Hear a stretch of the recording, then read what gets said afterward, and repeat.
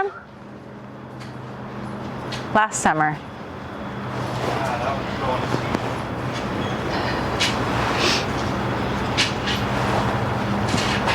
That's enough for breakfast, right? Done, yeah. You have probably, you'll harvest enough for breakfast.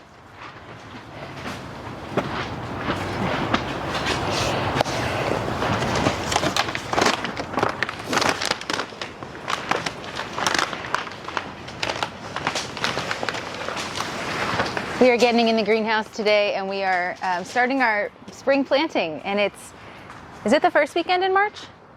Or was last weekend the first weekend? I don't remember, but it's March 8th today, and it's a beautiful March day. It's windy, it's super windy, little cold outside from the wind, but probably around 48, 50 degrees outside. When the wind stops, the sun is so beautiful and warming to the skin. When you walk into this greenhouse, I can't find the thermometer. I don't know, maybe the girls took it for a project. I don't know. But it feels like, I say 90. What do you think it feels like? 90? 85, 90? I am sweating. I have a tank top on underneath here, and I might start planting in that. But what we're planting today is lettuce that we had started in the house. Onion sets, those are second year onion bulbs. They already have a jump start. We love them for spring onions. I know a lot of homesteaders and farmers are kind of against them, and understandably you can get more bang for your buck when you plant from seed. We've just never really had, thank you babe, success with seeds. So we always buy onion plants at our local farm store that other people plant for us. And we plant those out in our outside spring garden once those become available. So probably beginning of April, we'll start seeing those at our farm stores. But right now we can get onion sets, and I'll show you what those look like. But they turn into beautiful green onions, and they can grow into large onions as well, just like the onion plants. But we plant these in succession like every single week, maybe a couple times a week. We're planting more and more, and we love red onion sets and Stuttgartner. And so we can just come in here throughout the season, early spring, all the way until now, because they will start germinating again, and they'll start splitting almost like shallots. And so you'll get about 5 where there was 1 last spring. And so they're starting to come back again. And so so any that I just left in the ground, I'll just peel back all the nasty layers, and we can have that for breakfast in a beautiful egg casserole or egg omelets. But this is our favorite time of year, all the fresh produce that is about to just bloom. So besides that, I have a huge bag of potatoes that went to seed faster than expected. Since we purchased these from a local farmer, they weren't sprayed, and you can see they have a lot of eyes on them, and these need to get in the ground. So they were past eating. I was literally picking off these eyes even when they were soft and eating them that way, making some mashed potatoes, but they're a little too far gone. So I saved those just for seed potatoes here in the greenhouse. I could even plant them outside when the soil is workable, but I want to get them in the ground because they are really starting to sprout. And as you can see, we picked some from was that last summer? I think that was last spring. I don't know. Yeah, that was last summer. We tried to get a fall harvest tonight, dude. No, we bought a big bag of seed potatoes. Do you remember that? Yeah. From the seed store, and we never got them in the ground. We had them, there was like a 50-pound bag like the one I just showed you, and we left them in our walk-in cooler thinking we were going to get to them. And then it was too far gone. Potatoes like the cold, and so we plant them in early spring when the soil is workable, or here in our greenhouse. And then they are harvested usually around, well, I like to harvest them all year, all summer long. I'll just dig fresh. But if you want to store them, you want to, harvest them probably July, even August, or when the plants die back. So we just threw them in the ground. Probably, that was like October, I think we threw them in the ground. we're like, they just need to get in the ground. And so we're just harvesting a few of them here. They didn't do super well because they didn't have warmth to actually do anything, but we have a few that we're picking out of the ground, enough for breakfast to go with our onion. These are what? all the ones at the girls' nest. Oh, really? Yeah. So we did. Harvested. Oh, you did. Okay, see? Things get done without my attention sometimes. So the girls already harvested them. These are just the leftovers. All right. Potatoes. I could literally cut this in half if I wanted to and have one eye here, and that's going to be the roots of the potato. You don't have to do that. I'm just going to throw this in the ground just like I have here because I have so many potatoes and limited space. So I don't necessarily need to cut this in half to get more for my money, if that makes sense. Okay, potatoes are going in. Lettuce is going in. Onion sets. Let me show you what those look like. Okay, these are onion sets. They're just a little onion bulb. And you usually get them in like a mesh bag.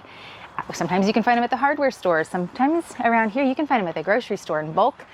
I get them at a farm store. They come in a little paper bag because they get them in bulk and then section them out in like pounds, like 1 or 2 pounds. So these are the red, and they started to sprout a little bit because we had them soaking in some water. Again, not necessary, but we just wanted to give them a jump start before we could put them in the ground. And as you can see, their roots are starting to take shape and starting to grow. Green is starting to sprout. Not on all of them though, but they will once they're in the soil. And then these are the Stuttgartner. They're like a yellow onion.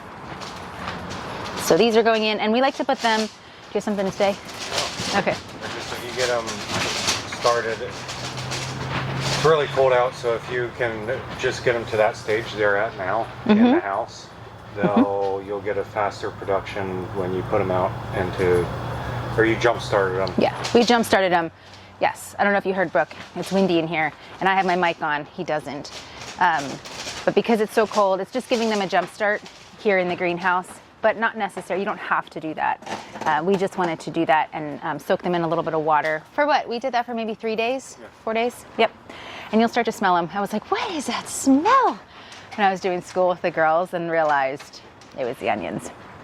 All right, so onions are going in, and we normally plant those around the edge of the beds and in between. Like we have peas growing, we put those in, and then we have onions along the edge of the peas. So anywhere we can fit them. They don't need a designated spot in the greenhouse. They're just more like wherever we find space, we stick onions, and then we just have them popping up all over the greenhouse, and it just makes us so happy. And then when people stop in, they usually go home with lettuce and onions and sometimes eggs. Eggs are very valuable now. And if we have extra, sometimes we'll give eggs away too. Hello, are you gonna come help? Let me show you the lettuce too. Did you make ramen? Yeah. For Hannah? Awesome. Okay, so again, you do not need to start lettuce in the house. This is just something that we have found to be very, very successful, and I think I've done a few videos on this. These are called paper pot chains, and they come in just, they're really compact in like a long strip, and then they spread out like an accordion, and we screw them down with just like on a board with screws, redneck style. There are gadgets that you can purchase if you have like a commercial farm.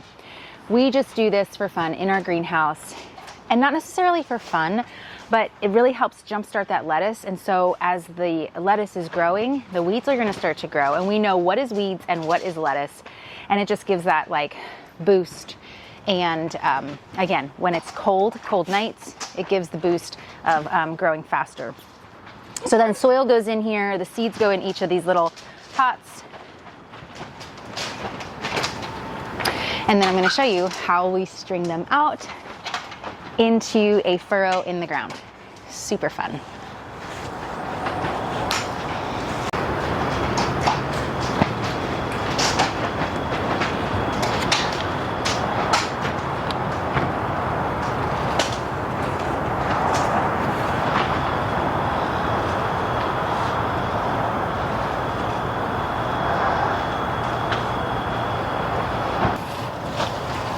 Am I pulling?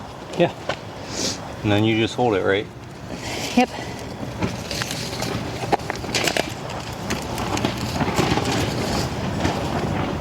So do you want to take that first strip off, or is that good? This first strip here? Up to the big one. Right here, like take it off? Yeah. Okay. Can I come down and help you now? Or are you good? No, I'm just laying them out and then we come back through and plant them. Sure. Well, I ripped. Okay. Here. That didn't have anything in it. I ripped.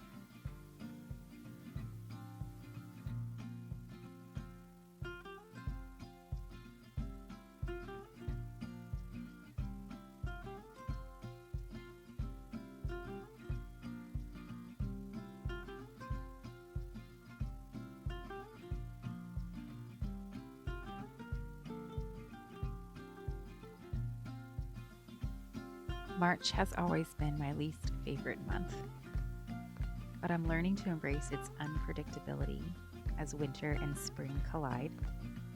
With the change of seasons comes the change in our homemade meals. This is the time I begin cooking with the flavors of the new season as fresh produce starts to come in, as well as use up the remaining produce of what we stored up last growing season. Eggs are in abundance, and this time of year, quiche is on the menu often. Nothing says spring like a homemade quiche and fresh garden greens with a really simple dressing. I don't have a recipe per se, but I have created one just for you. I'll leave the link below. I call it my Anything Goes quiche, and it's just the base for adding your own fresh vegetables, meat if you choose. You can really make this anything.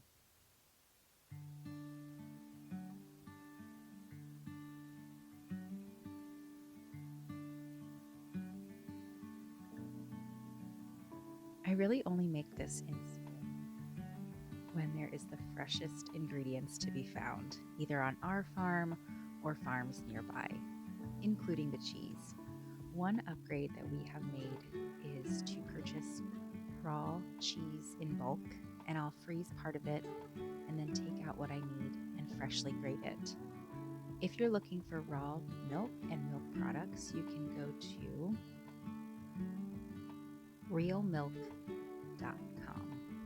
and there you'll find a host of farmers and locations that you can purchase raw milk. It's becoming more accessible, and maybe I'll talk about this later and more in depth. But for now, We as a family have been drinking raw milk for almost 16 years. I didn't grow up drinking raw milk, my husband did, and it was very foreign to me and it made me very nervous. You have to know what you're comfortable with, but the more that I know about it, the more I know what a superfood it is and how nutrient dense it is. So I'll leave it at there, and if you have questions, comment below or private message me. So you can make this quiche any way you want. You can make it meatless or with meat. But for us, this is a perfect way to use up leftover ham, sausage, or bacon, or any vegetables that I have freshly cut up that just need a quick saute and to be used in something. You can serve this for breakfast, brunch, lunch, dinner, or eat it as a midnight snack. It really is a versatile meal, and you can't go wrong with this nutrient-dense food option.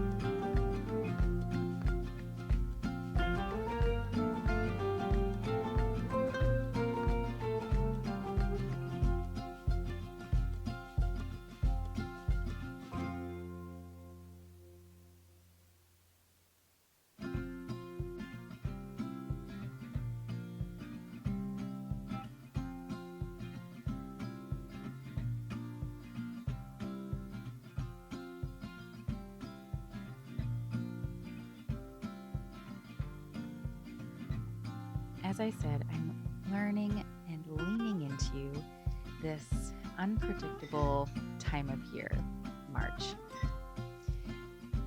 You can get tossed around with the wind, going here and there, or you can be intentional about your time and prioritize the things that you need to get done inside and the things that are calling you outside. In so doing, I'm taking advantage of all the last cold and windy days instead of groaning about it, and I'm using it to finish that last little bit of house projects. If you remember from my last video, I shared that one of those house projects was to give our kitchen cabinets a fresh coat of paint. It's not something fun or thrilling that I want to be doing on a Saturday, but it's a choice I made in order to clear up headspace so I can focus on the warm, sunny days ahead. And boy, did it feel good to get this project done. And guess what? It only took me one Saturday. That's it. Not multiple Saturdays, just one. Those are my famous last words. It's just a Saturday project. And Saturday projects usually end up being multiple Saturday projects, but not this one.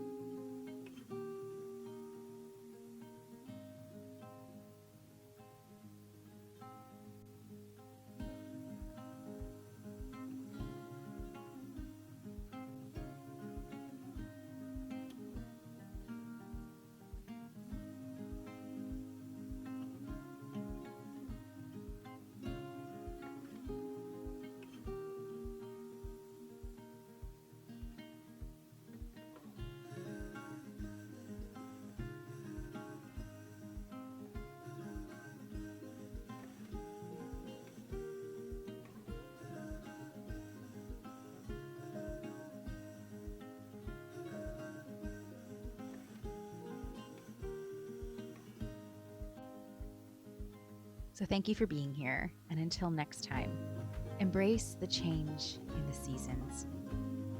Whether you are waking up the garden, finishing house projects, or a little bit of both, blessings, and until next time we meet.